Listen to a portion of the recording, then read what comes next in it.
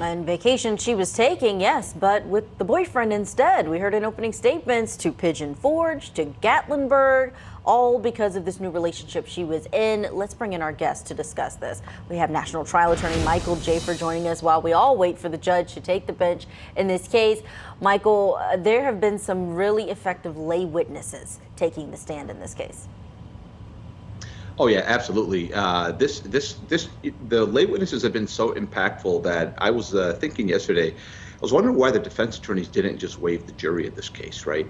They must have known that this type of inflammatory information would have been presented to the jury, that this type of emotional witnesses, her best friend, the tears, the crying, the legs popping out of the trash can. I just thought to myself, there's no way that a jury, I mean, they tried to even get the venue moved because of how badly this jury pool would look at this fact pattern and how inflammatory it would be.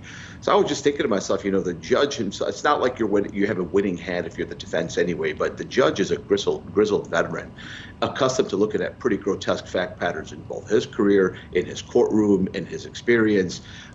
Because at the end of the day, we really don't know how Baby Evelyn died. We really don't know whether or not her mom killed her. All we know is that she lied. All we know is that she covered up. But then again, she was a kid and she was scared. Maybe there's two universes, right, Julia? There's a universe where she killed her intentionally and tried to cover it up. And there's a universe where she killed her unintentionally by accident and tried to cover it up. Those are the only two universes that exist. We just don't know which one we're in. And so for this jury to really ferret through the evidence and really tell us, hey, rationally, I think this was an unintentional murder, I think it's asking the jury for too much. I don't know if that's something that a jury can really come to with how these lay witnesses have been performing. I think it's a really, really, not even a steep climb. I think it's an impossible task for the defense. I wish they would have just waived the jury.